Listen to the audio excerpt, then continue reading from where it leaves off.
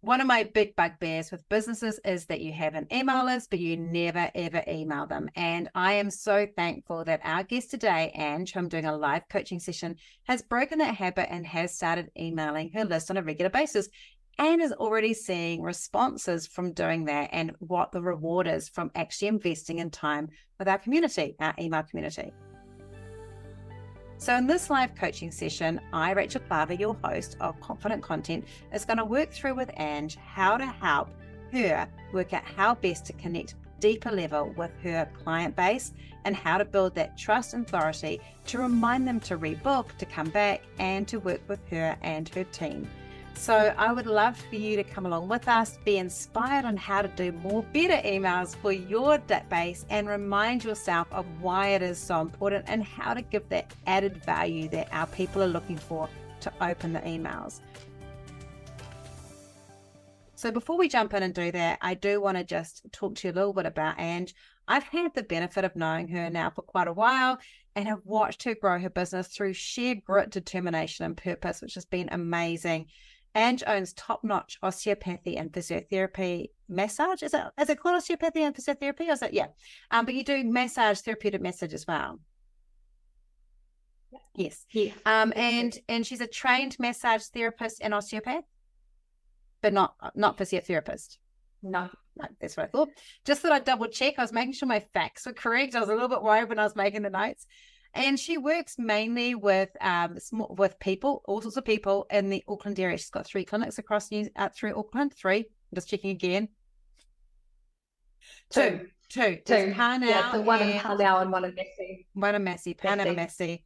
And just gone through a few iterations like I have with my business. So there's been moments where there's been more than 2 and all sorts of things. So we'll probably talk about that. But I'm really excited about working with her. It's a different challenge when you've got a team and you're not the only one that's just in direct contact. So there's some different ways in that we have to talk rather than being just Ange talking from herself, which is a really important thing. So we're going to cover that. And we're going to go through and work together. So I'm really excited. Ange is one of my group coaching clients as part of the Content Master Web. And she's so hardworking and really diligent. And so I'm really looking forward to working with her today because I know that whatever we do, she's going to take action on in her very busy, crazy, chaotic life of managing a business as well. So welcome to the show, Ange. Thank you so much, Rachel. And thank you for inviting me onto the podcast and stuff today. It's great. I'm really looking forward to this. Now, this is going to be coming out live later on, and this will be fixed by the time this happens. But like one of the things that's happening for you this week is there's been a bit of carnage at one of your centers. It's nothing to do with you, but this is the sort of stuff that business owners have to deal with, right? We have to worry about marketing. We've got to worry about making sure we're looking after our staff, and you've been dealing with something else. Yes, we have. We've been dealing with access to our clinic in Parnell due to the sinkhole. Sinkhole. So, thanks universe for adding a sinkhole into the whole process of running a business. Yeah, been a bit of a challenge. Yeah, and so obviously you've probably been having to work out ways to communicate with your database around, hey guys, just make sure you step around the sinkhole instead of walking through it to get to us. Absolutely, and I think what I've learned with working with you is that video is key.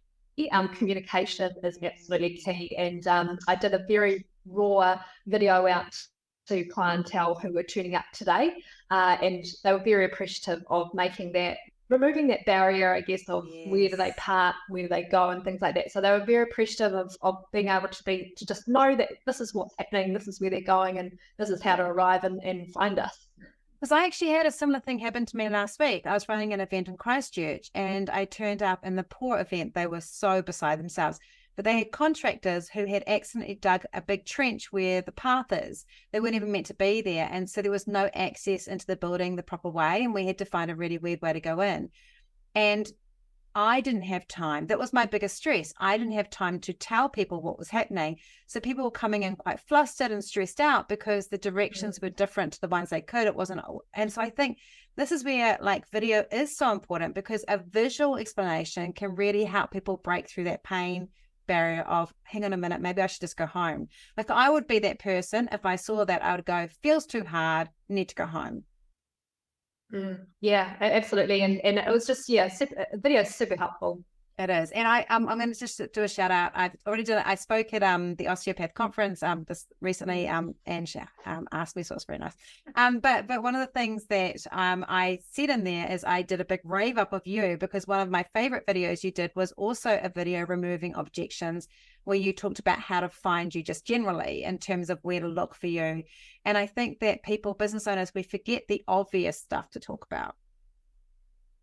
I think, and also like this type of video also, I think you'll probably know and probably talk to, is that it improves your SEO as well. So if you're looking for somebody, a massage therapy in Parnell, and you've got directions to that video could pop up if the SEO that you're putting on that YouTube video is correct. So it serves two purposes: one for our current new clients coming to us to find us, and also anyone who is looking for massage therapy in the local area. And now this is a little bit of extra for experts, and I might just remind me if you don't know how to do this, and I'll show you in an upcoming session. But you can also, in the settings, if you haven't done it already on YouTube, put a whole lot of automatic filler of what's going to go on every video post. And so some of that's like keywords and emails to your website and a book now and all those sort of things. But at the bottom, you can also put your addresses of the different clinics. And again, that helps with SEO. So it's just like little things like that can just really lift it up, which you're right. Like it just helps if people are searching. That's great. Yeah. And plus we can now embed that video into a website, and then that brings it up even more. So good. So options are endless. It's perfect. Okay. So do you want to just briefly just give us a bit of background about you and how you came to be the owner of Top Notch Osteopathy and Massage Therapy? Yeah. So I left the military, the RNZF, 13 years ago, or probably now longer, looking for rehabilitation, looking to kind of hone my skills in something that I could give to people. And I came across, doing 2 years into my physio degree, I found osteo. And we had already started the business. It was massage-based only. And it's just evolved into... It did go to 4 clinics, but obviously the Big C had a bit to do with bringing it back down to 2 clinics, so that's fine.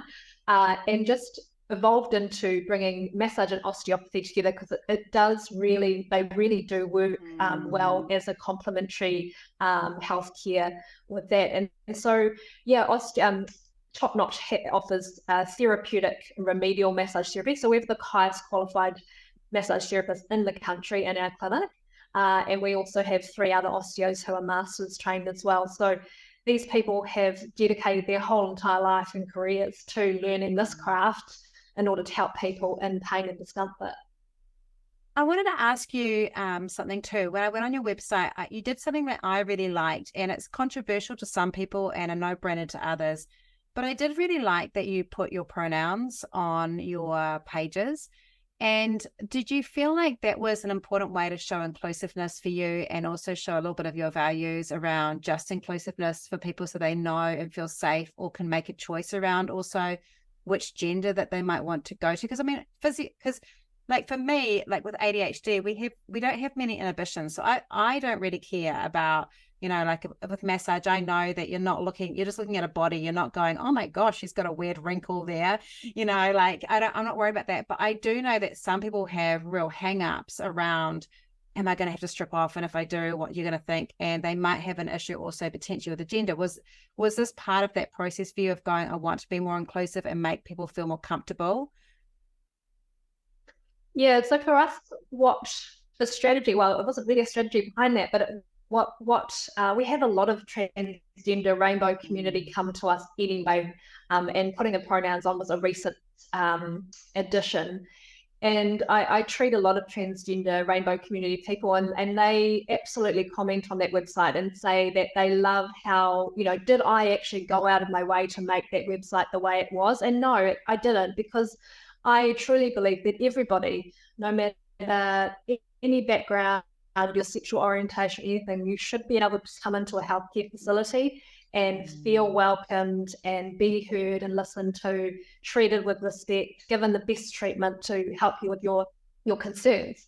So it's by default in terms of my value in terms of how healthcare should look, and it is also disseminated amongst the team. The team have the same outlook and approach. And that was how it was formed. That's just a little icing on the cake, because I do know that community, it's very hard to find trustworthy clinics. Look, and I think that I think, because this is something I want you to bring into your emails, is the more we can show your values as an organization, and they're coming from the top, but I also know your team is like that because of the way that you lead them, that the more we can show some of these embedded values too, it's going to make people feel safe to come back or remind them to come back. And one of the things that I saw, and again, one of your videos that I commented to you and I said I really liked, was when you were talking about how I made that reference before, I see my body as just a body. And I know you said, but I actually know I said that because you said in a video, we're not looking at what your body looks like in terms of, whether there's anything wrong that you might see that there's all the imperfections. It's for us, it's the treating that we're caring about and looking at, and it doesn't matter what size you are. And I think that kind of messaging and carrying that through on a regular basis in your emails also would be really good, because I think that's that sort of side where if there's people that are on your list that maybe have signed up, especially on that lead generation, if you're doing that lead generation, that will probably be a really good place to put that too. Or even talking about how many, do you have, are you going to ask us to strip completely off? What if I don't like to be touched? Those sort of things, like what do I have to be prepared for? Do you have whale music? It's one of my favorite questions. Do you have whale music playing? Like those sort of things, so people understand the experience, they can visualize themselves in that experience before they come in. And I think that would be a cool thing to do just in that lead generation, which we're not talking about today, but to continue to break down those things to remove that fear and anxiety, which I think you're doing really, really well. Thank you. So we wanted to talk today about emails that you can do for your database. Now, with your database, are you sending those emails out to the whole group, or are they going out to the 2 different clinics separately? At this time, they are amalgamated together, purely due to the fact that someone who is coming in for massage and they aren't getting results could look for osteopathy as an option as well. So what about Massey and Panel? Are they also going to the same people?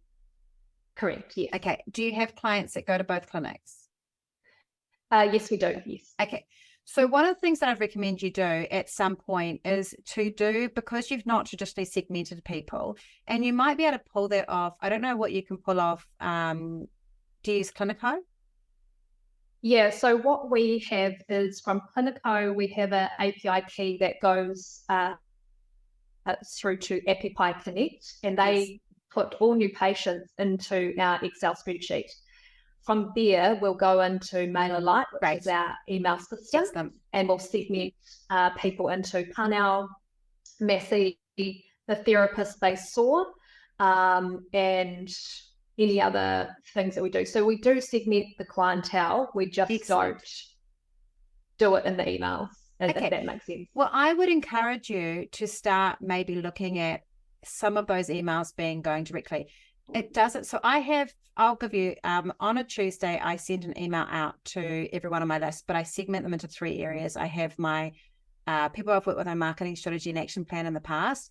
And we did that ours a long time. So I don't think you're in that. I don't know if you're in that list, but there's only since 2020. So I've got that list. And then I've got a group of my Facebook people and then what I call general population. So mine are quite spanner. And my goal is to get them more structured. But what I would quite like is, and I'm not too sure what MailerLite does, and we'll check, but you may be able to do a conditional formatting on the actual email. Otherwise, I would just have it adjusted a little bit.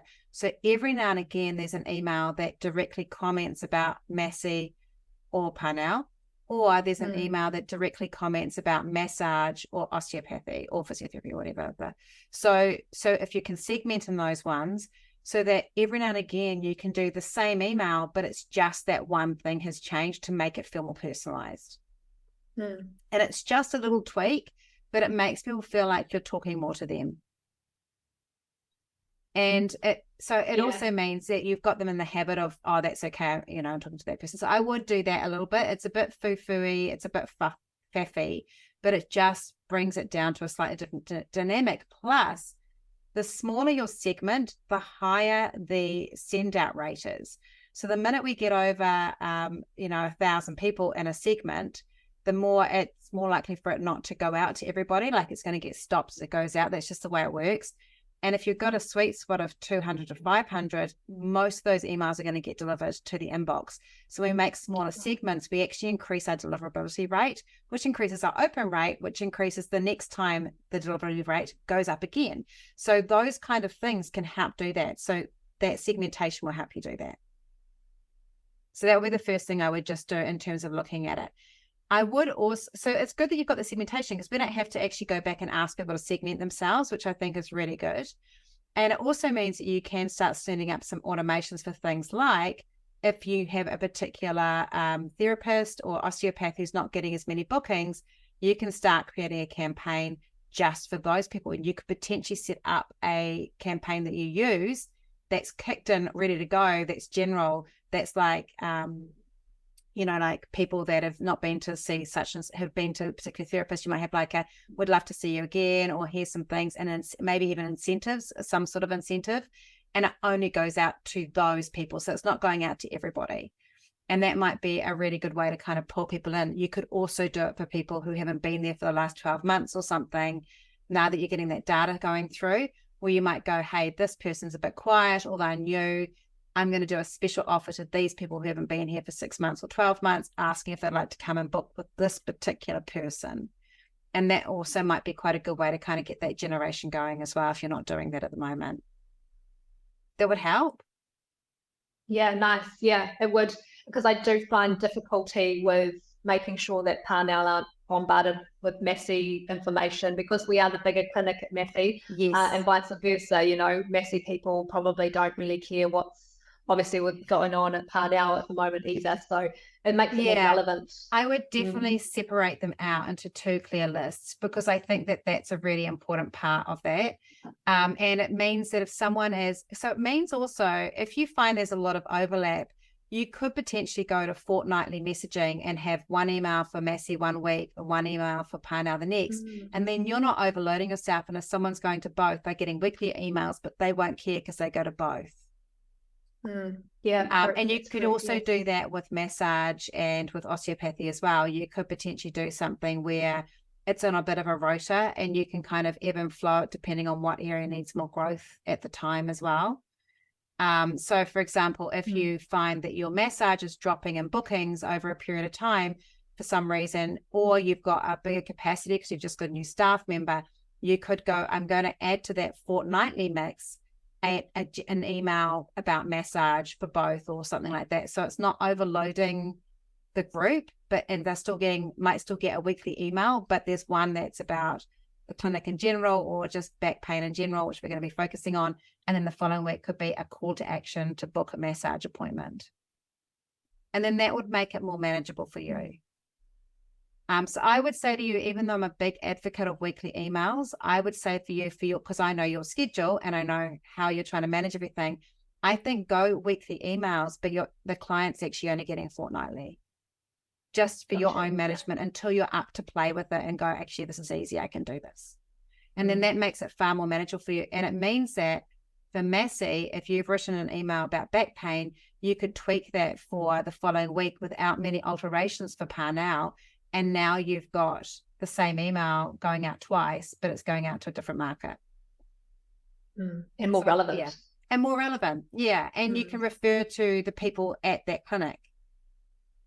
So you could have like a little meet the team segment if you wanted to on each one every week, if you wanted to do that. Or a testimonial from that clinic if you wanted to do that. But the rest of the core content's the same. And a PS, the sinkhole's still here, or PS, thank goodness the sinkhole's been solved, but Massey doesn't have to know about that. No. Because I have learned a lot about the fact that people just do not read everything in the email. No, and that's the key is also, since working with you, I had quite long emails, and just making them short and sweet, readable, relevant, and people are just too busy and their inboxes are just too slammed. So to make it short and sweet and be useful has been also a big key for me. So some of the rules are not to link back to a blog. Yes, which was what I was doing. Yes, and it's such a common thing that people do, and people are probably listening going, what do you mean? We should always do that. But it was the old school idea of getting people back to our website. These people are already on our list. Majority of these people have been to see you already. So they're already a client. The only reason we want them to go back to the website is for a book now button. That's the only thing that we want them to do. So as soon as we link them away from our newsletter to the blog, they're not coming back to book. And that's the only thing we want them to do. So with your type of business, you can 100% have a book now button on every single email, unless it's something like we're closing for 2 days because we have to, because of the sinkhole or whatever, which for everyone, they are still opening. This is going to be long gone, but they're staying open through the sinkhole, bizarre, crazy things happening. So, but the book now can be on everything. I would definitely have it on there. And just be aware, if you've got anything that could potentially distract them from booking, it has to be under the book now button. So if there's like we've got this cool event coming up, just giving you a heads up, or, just letting you know an update on the sinkhole, that has to be after the book now button. Because the minute we take their eyes off the journey that we've taken to get to that book now button, we've lost them, because people are so busy and so easily distracted. So I'd make it a PS at the bottom for those that have got all the way down, rather than having it there. Book now is really important. Make the book now. Do you have a color that you use for your book now button? Yes, it is a nice green color. I'm going to say green, for some reason, converts better than any other color for a book now. And it's good because your color is green anyway. Yes. Your color, green, one of the 3 colors. Yeah, that lovely color that you've got, because I can see a pipe of it there. Yeah, that lovely bright green. That's actually one of the best converting colors for an action button. So you've chosen a great color. I don't have that color on mine, and I have to go, and it's going to chuck something ugly line. That's not an ugly line green there. Just sometimes if I want to get the color up, but it is. It's green, funny enough, is a good high converting color. Be thankful we're not in the 90s when I started doing copywriting, where we used to do these long copywriting pages and we had to highlight stuff with yellow on these websites to make people take action. It was so ugly. It was just these screens of text with these long highlighted bits, and then these garish, like bright orange and bright green, lime green buttons. It was just a nightmare. It was like a disco party. Okay, so when we're thinking about how we're doing it, what we want to do is, you said you wanted to focus on back pain. But what I think we could do is we could take that back pain and then put it together with something else that ties it together. And so I've got some ideas that we could do that with, to kind of make a series. If you are going to do, what I would like you to do is, we should have a structure where we have, I like to do a 4-part structure. We can mess around with it a little bit. But I think you did mention around maybe having some exercises or stretches that people could have or do. What I recommend for that one is that you have, once a month, there might be a downloadable printable that they could have with an exercise they could do. And it might have a PS with here's the video of how to do that, but would put that at the bottom of the book now. So I would definitely have that once a month. So that means that's easy for you. In fact, if you're doing fortnightly, it's probably going to be once every eight weeks, right? So it's a 4-part sequel. So that makes it much more achievable for you, because you could do those all in one lot. You could kind of think of what those are going to be, and you could schedule those for every 8 weeks, and they would be just beautifully done. And if you've got something that happens like the sinkhole, you can always go in and add a PS at the bottom of that email, but they're all written. So I would do that one. Then I would also do one that is with Allied Health, one of our problems is we can't do named case studies, but we can tell stories. As long as we're not talking, we can put a review. As long as it's not, you can either do a story or you can do a review. So you can, from my understanding for you guys, with Allied Health, you can do a story where you're talking about the treatment that you did and the outcome, as long as you clarify that it was for that particular person. Is that correct? Yeah, so we just need to understand what the situation that happened with that person, and then more about what type of treatment we do, so that people can learn what an osteopath does. Yes. Not so much the outcome. Because it's kind of difficult we can't promise results for those people, but we can kind of say, out of doing treatment and say rehab, this helped a lot. Yes. So this is where Allied Health is quite different to most other service-based businesses. So for example, I could say, So I look at person, and I use her in one of my things. I say, person after working with me, after 6 weeks of working with me, had a 30% increase in return customers through increasing her email marketing. And she's got like a statistic that proves that. I can say that. And by saying that, I'm not putting myself up for libel, that then I'm promising that to every other person who reads it. Because of the fact that you're dealing with health, allied health has rules around, and osteopathy is probably the strictest of all of these. To be fair, would that be right?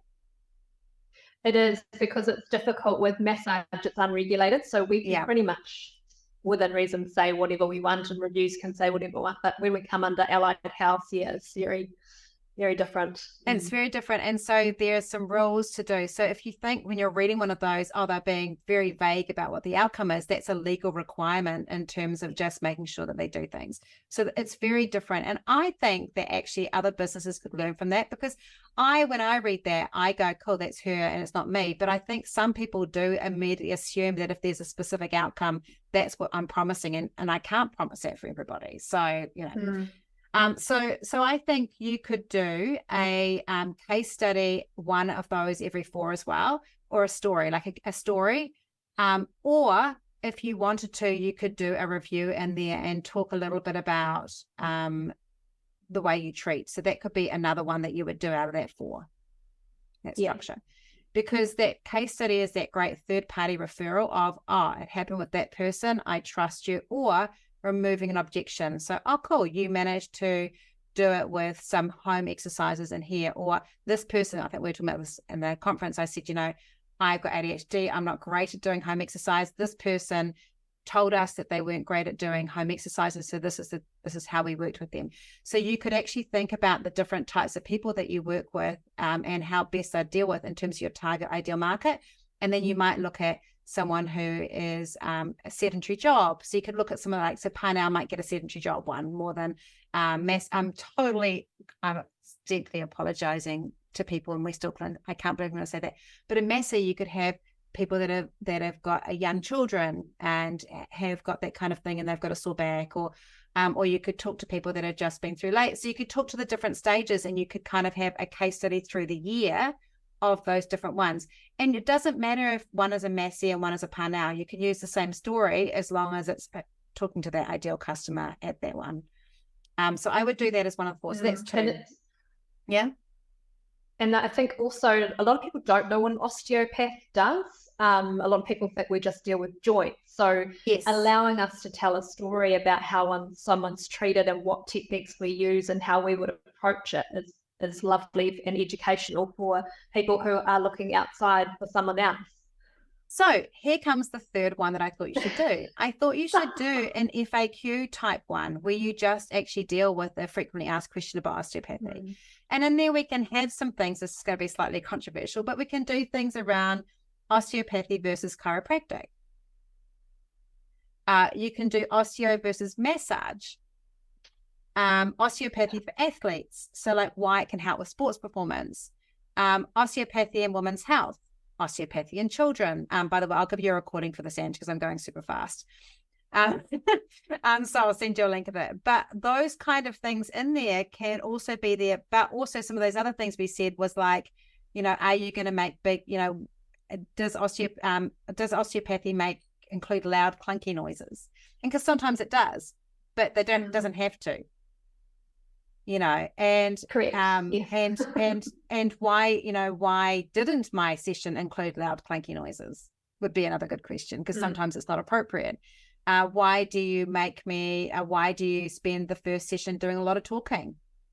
Because you do often in that first session, like I really liked that about osteopathy, is you spend a lot of time diagnosing before you even touch us. Yeah, it's absolutely key. Otherwise, we're wasting time and wasting people's money, because we'll be trying to treat something that we actually haven't pinned down. Yeah, and so I would like to know things like, so maybe also one of the things we can talk about in here, when people book for the first time, do you have an automated welcome sequence for them? I do, but I could add things into that, like a video of what to I do put in the writing what to expect and things like that, and what we would appreciate them to come in and dress in and things. Yeah. So maybe doing like But there could be a video, a link, I think would be really good of here's what we might ask you to do, and make sure actually get one of your team and you could tell them like, I would like you to stand here and this is what we're looking for. Because I think that might reduce an anxiety for people when they come in. And you could do one filmed in Massey to be painful, but you could do one filmed in Massey and one in Parnell just to kind of get people to get that visual picture of where they're going and what it looks like. And you could use those on your socials too, but I think it would be really, and on YouTube, but that would be a really good thing to just add a link to that. Because the other thing you can do with that is if you upload it into Giphy, you can create a short GIF of the first 5 seconds of it. So it's animated, and a GIF counts as a picture. And so if you add that to your email, it's a moving picture when people open the email, and then they click that, and then that would go to the YouTube video. So what it means is you're not giving them a static thing or a link. It's giving them this lovely moving picture that makes it more engaging for them to click it.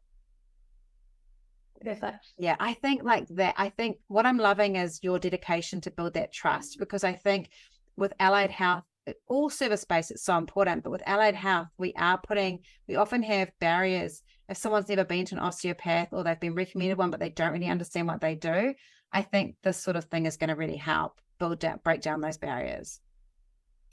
So I would do FAQs. I would do those, the FAQs, the case studies or testimonial one.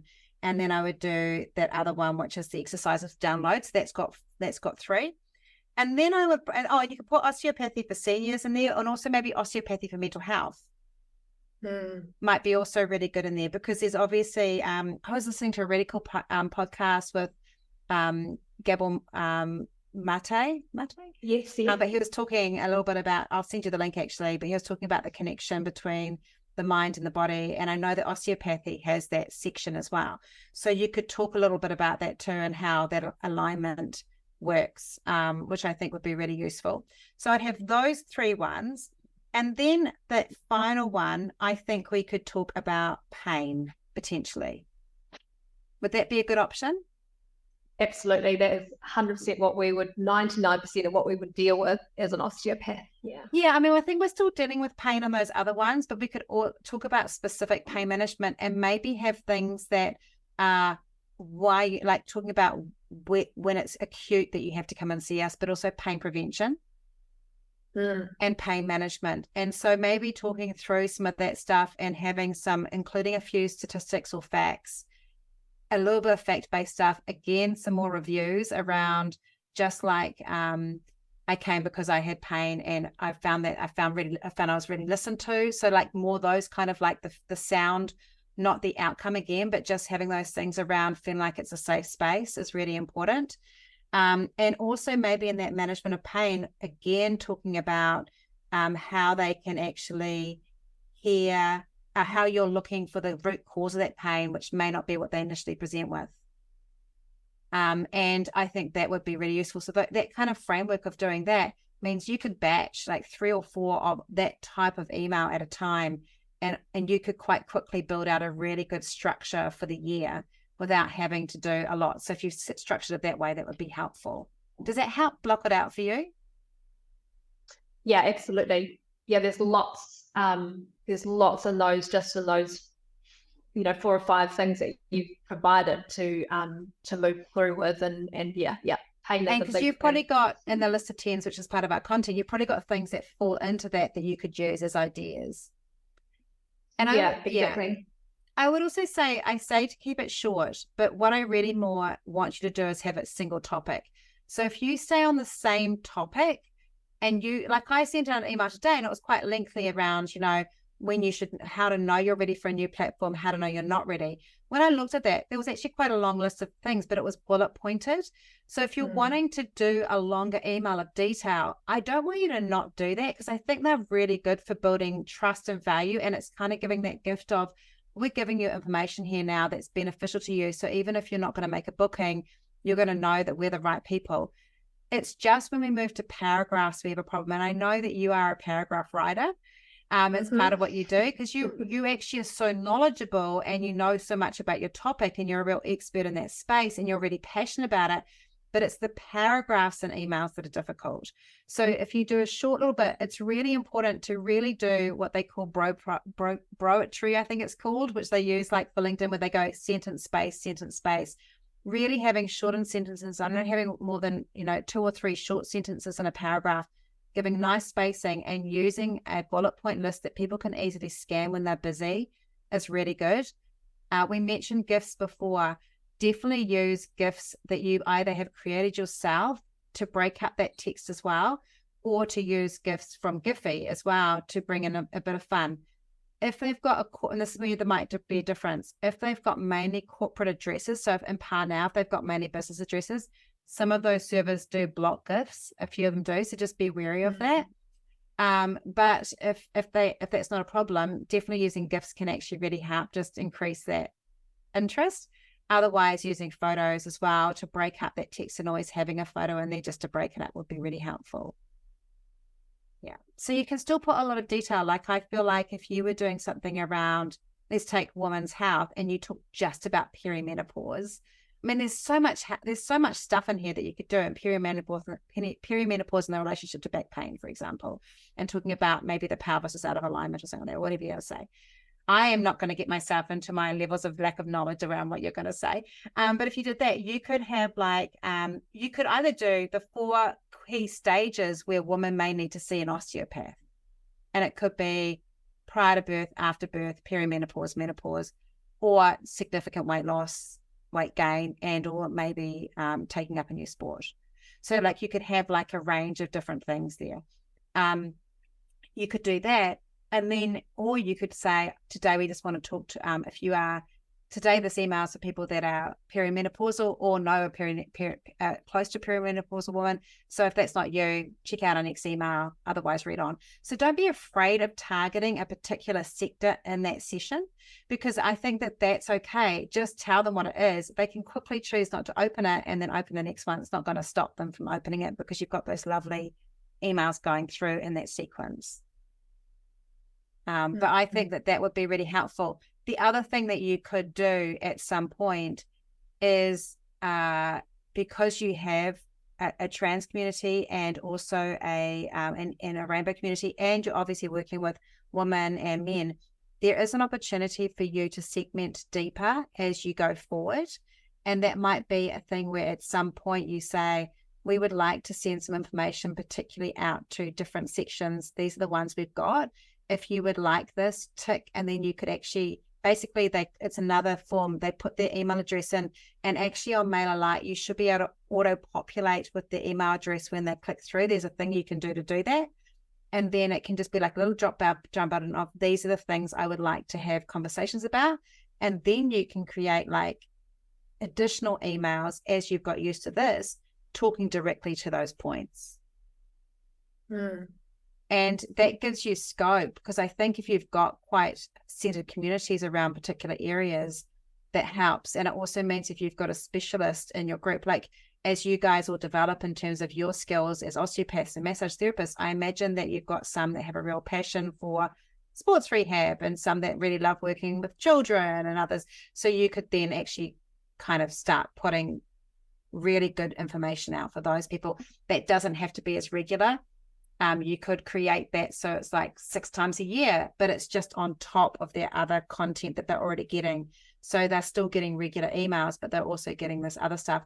And it means you might go, wow, we've got 250 people that are interested in fertility health and relationship with osteopathy.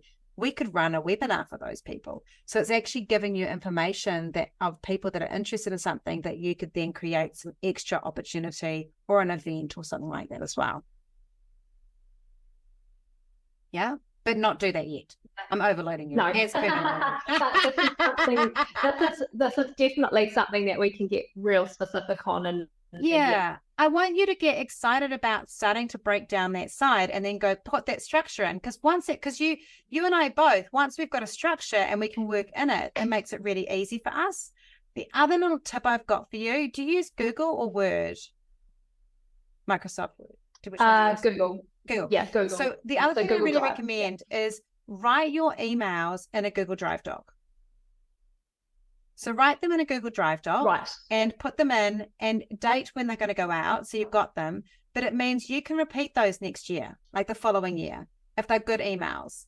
And so you've got them in there, but it also means that you can do the ChatGPT thing of taking the email and say, ChatGPT, I've written this email about such and such. Can you please create a social media post about that as well, using my words and phrases? And now you've got a social media post that you could use a couple of weeks after it, which would save you time. So, but put them in the doc. If we write them directly into the thing, it won't work so well. And do you do it so that you keep all emails in one Google Doc, Yes. or do you do it where it's on top by topic? Or you could probably do that by topic anyway. You could do it by topic. I would prefer you to do it by topic, because then you can go week 1, week 5, week 1, week 5. So you could do it kind of that way. And you could even like work out your dates. So I personally, the way I would do it, because I'm date orientated and I would forget the date and it would stress me out, is I've worked out, say if I start on January the 1st, and that's the first date that I'll be doing it, I'd then count 4 weeks, work out the next date, and I'd write all those dates down. And then I would basically so the way I do it in Google Docs is if you add a H1, H2, or H3 heading, it actually puts a little index at the side of the doc. So what I do is I'll put the date, and then and if I've got a series, so if I've got a series that's like test client stories, for example, I would call the doc client stories and make it the title, and then I'd have the different dates underneath it. And then when I'm writing it, because I've got the date there, I can then go through and just press that date and it will pull up with that one. So I'm not scrolling through all the different docs. And then when you're ready to outsource, you can actually give that content to an admin person who can then put it into the email for you. And what I do with my team is they just highlight it red when it's been published. So I can go through that doc quite quickly and go, oh gosh, I've only got one email left. So for me, it makes it much easier for me to track what's been published and what hasn't been published. And then I can also go back. So I've been doing this with my social media posts this year as well as my emails. And I now have all this amazing content that I've written to my favorite people, which is my email list. And I then can use that content again next year. I'm going to go through it in a couple of weeks, and I'm going to print it out because I'm a paper person, sorry, the environment. And I'm going to go through and find topics that I really liked talking about. And I'm going to repeat some of that stuff next year. No one's going to remember. And if they do, they're just going to like it. They're not going to go back and go, hang on a minute, I think I've read this. Where was that email back there in March of 2023? No one's going to do that. So choose some stuff that you can do that with, that you can repeat.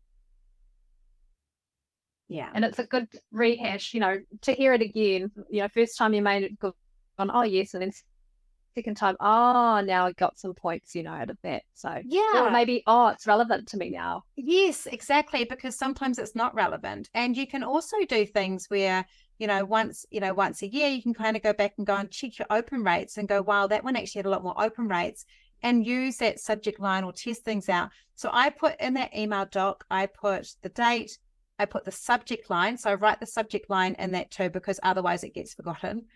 And then I put the dear name, and then I write the email. And then if I want to customize it, I'll change the color for customization parts and go. So you'd say for Massey, I will say blah, blah, blah. For Parnell, I'll say blah, blah, blah. But I put that like in blue, so it's obvious that that's different. And that means either for me, I remember I put all my links that are required, like a book now link, I'll put it in there as well. So it's all ready to go. And so it means if I'm doing it, it's all ready to go. If someone else is doing it, it's a fail safe for them as well.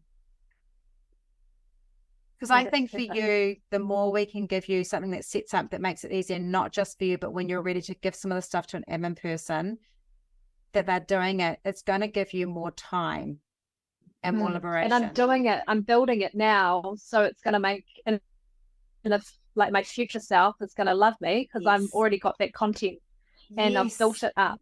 Yes. So I had hit like a really busy couple of months in the last couple of months for other stuff, because we're putting our house on the market and there's all this other stuff going on. I went back to 2021, read where my content was in terms of posts, and I literally just changed the image, but the posts are the same. And people are loving those posts just as much this year as they did in 2021. But it's because it was in a doc. If I had to go back and look at my Instagram or Facebook, that's an impossible experience. So because I had it in a doc and it was separate, it was so easy to go through. I copied and pasted it into a new doc and just amended a couple of things that had to be different. Like one referred to 3 dogs. We've now only got 2, little things like that, but just changed a little bit of it. But it just made it so much easier for me to feel like I could cope. And it was instant content. So much easier. So I think starting with the emails is great. If you're starting with the emails, and what I want you to do, so say if you're focusing on back pain and to do with women's health, for example, or back pain to do with, sitting down too much, or whatever the thing is you're doing, I want you to specifically talk to someone that because I know you're not always on the tools anymore, but I want you to think about a customer that you've had in the past, a client in the past, and talk specifically to that person, something that you really felt they needed to know, or their actions. And the more you can imagine that person, the more you're going to write with really good feeling about it, the less you're going to talk in a technical way, because I know that when you talk to a client, you know not to talk with technical jargon, but when you're in your knowledge space, it's very easy to talk in technical jargon. So imagine them in front of you. And basically I say, it sounds weird, but I would say, write it like a love letter. Your love letter to your client in a non inappropriate way, people. But like, write it as a love letter of, this is my gift. Yeah, like not in a way that's going to get you sued. Your eyes were so beautiful that day when you came to see me. But more like a love letter of, this is my professional self giving you this love to help you on your healing journey with me. And share it that way. It will bring a warmth to the email. It will make it feel personal. And the more you do that, the more you're going to have people saying things like, are you talking to me? Was that for me? I feel that was for me. Or I booked this because I felt like you really understood me today. Because when we talk to one person at a time, instead of thinking about all the people, everyone feels that you're talking to them. And that's the magic. And I think with that type of stuff, oh, sorry, I was just going to say, I have actually changed an email that went like that. And because some people did reply back and say, wow, that you did talk to me. But other people, not necessarily talking to them, but they've seen how I talk to other people, had also booked off that too. Yes. Yes. And I think I told you guys in the group that I did an email about the power of community. And I obviously, with the coaching program, I want people to be part of it. And I think you have seen too, just recently, there's been a shift in our coaching group of the community feel like it's just amazing. So I was kind of writing about that. I got 2 sales from that email, and it wasn't even about come join my coaching program. It was just about how I had experienced this. And that spoke to 2 people so strongly, they went, I'm in. And I think that is the magic, is when we're just sharing from our heart a warmth of something that benefits, people will pull in from it that aren't always the target market, but they do. They see, oh gosh, you are speaking in a way that shows the values of your business, and I want to be treated by a business that talks to people that way. And so I would like things like, those stories can be things like, today I want to tell you about one of our clients, Janet. Janet was very dubious about coming to an osteopath because she doesn't like being touched. And she was really worried that we would make her feel unsafe. This is what we did to help Janet. That's the sort of thing I think would be really helpful, because that's actually not about healing outcomes, which you can't do, but it's taking away those little objections. Another one might be, one of the things we get told lots of the time is they're worried about that osteos might be a bit spoony, or whatever you're going to say about it. Truth is, some of us are, but here's how we're also grounded in science. I mean, you are, some of them are. I had a great conversation with a couple of osteopaths on the plane home for the conference, and we were talking about it, like talking about like the levels and the differences and stuff. But I feel like that, like you can own that stuff, but also talk about the science behind what you do. Or so I think, and you could explain to someone like, so even though we're going to ask you things like how your headspace is, this is why we're asking, and this is why we believe it, but this is also what we look at. So I feel like those stories are going to really help break down those barriers and make people really hungry to book with you again. Yeah. So what's your first plan of action from today? So my plan of action is actually to create that doc. and collate everything that I have done so far into that doc. Good idea, because that's going to save time. And also to plan that out, because if I can get the basis of that, that's going to be more structure for me just to simply follow and pop into the MailerLite system that we use. And I would really encourage you to try and batch 3 or 4 of a type at a time. Even if you're running but behind and not doing all of them, the more you do that and the more you work ahead, in a few months, it'll be easier, because you won't be having to run and go, oh gosh, I need to get that email out. I think I might have lost you, Ange. Oh, yeah. I got you. Yeah. Sorry. I don't know if you missed that, but I said, I think it would be a really good idea for you to batch that content under those types as well. So instead of going, I need to do one of this kind and one of these kind, do like 3 or 4 at a time. Even if you're kind of running to the next week and going, oh, I've got to do that one now, the more you work ahead and do 3 or 4 at a time, the easier this becomes, because you're starting to actually work through. And it means you'll hit like a month where you're going, oh, I don't have to do any of that type for a month because they're already there. And that would really help. Yeah, absolutely. And just that documentation will give me the ability to customize and then even put a link to social media posts and things like that after the fact, and just keep it just all synced together. Yes. Yeah, it just make it much easier to kind of create that content from it. And you could even have a process where once you've done the 4, your reward is you go and put them into ChatGPT to use your own words and phrases to make the social media posts, which go into another doc. And now you're doing 2 things at the same time. And you know that this one's going out on July the 15th. So you're going to time this one to go out a week or 2 later on July the 22nd. And you can put that date in. So you're now creating this content that reflects your emails, and you've got this beautiful plan. Perfect. Oh, this is very exciting. Well, I think you did great, and I'm excited to see what you did with it. If people want to book with Top Notch, where do they go?